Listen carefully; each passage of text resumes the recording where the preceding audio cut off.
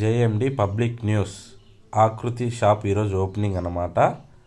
ఈరోజు అనగా బుధవారము 6వ తేదీ 3వ నెల 2024 అన్నమాట.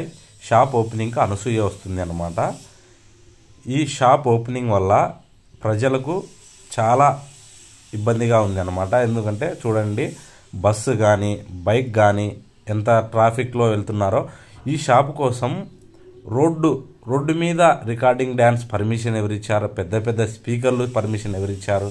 అసలు ఆకృతి షాప్ ఓపెనింగ్ అంటే ఓపెన్ చేసుకోవాలి, ఏదో విధంగా మామూలుగా చేసుకోవాలి. కానీ ఎవరైనా సరే, ఎవరు వచ్చినా కూడా జనరల్గా రోడ్డుకు ప్రజలకు ఇబ్బంది లేకుండా చేసుకోవాలన్నమాట.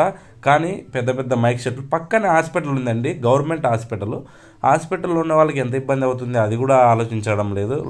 ఆ మాత్రం కూడా సౌండ్ కూడా ఎక్కువ పెడుతున్నారనమాట. చూడండి, ఆ సైడ్ అంతా ఒక రోడ్డు సైడ్ అంతా ఏదో వాళ్ళ ఇళ్ళ నెట్టు రోడ్డు అంతా ప్రజల రోడ్డుని కబ్జా చేసినట్టుగా కార్లు పెట్టి రోడ్డుని ఆపి ప్రజల్ని వన్ సైడ్ రూట్న మళ్ళించడం జరుగుతున్నది.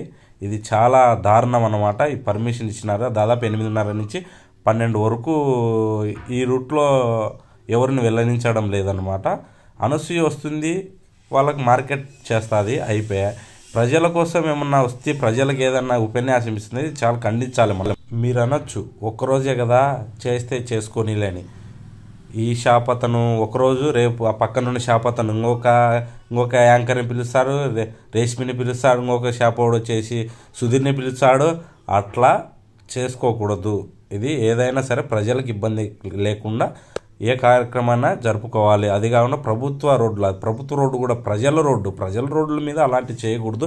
ప్రజలకు ఇబ్బంది అయ్యేది ఏది చేయకూడదు. జేఎండి ప్రజల టీవీ, ఇది మేము ఏదైనా ప్రశ్నిస్తాము అన్నమాట. ప్రజలకు ఎటువంటి ఇబ్బంది రాకుండా చర్యలు తీసుకోవాలి. ఇది అసలు ఈ షాప్ పెట్టడం వల్ల చిన్న షాప్స్ కూడా చాలా, ఒక 10 చిన్న షాప్స్ ఉంటే 10 షాపులు మూతేసుకునే పరిస్థితి వస్తుంది ఇంత పెద్ద షాప్ పడితే అన్నమాట.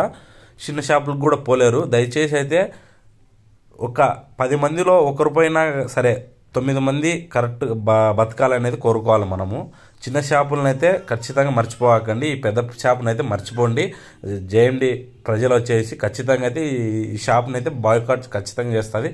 చిన్న షాపులకి వెళ్ళండి, వాళ్ళు ఏదో చిన్న షాప్స్కి వెళ్ళి వాళ్ళ కడుపు మనం నింపాలి. మనం అక్కడి నుంచి కొనుక్కున్నాం. ఈ షాప్ రాకముందు కూడా మనం చిన్న షాపులలోనే కొన్నాము కాబట్టి ఈ షాప్కి అయితే ఎవరు వెళ్ళొద్దండి. ఈ షాప్ అనేది అవుట్ ఆఫ్ 2 నెలల్లో ఇది మూసుకుంటుంది. ఎందుకంటే ఇది ఇప్పుడే ఈ విధంగా చేస్తుంటే ప్రజల్లో నాకైతే నెగిటివిటీ అసలు ఇలా చేయకూడదు. ఏదైనా సరే ప్రజలు ఇబ్బంది పడకూడదు, చిన్న షాప్స్ కూడా ఇబ్బంది పడకూడదు, అది విషయం.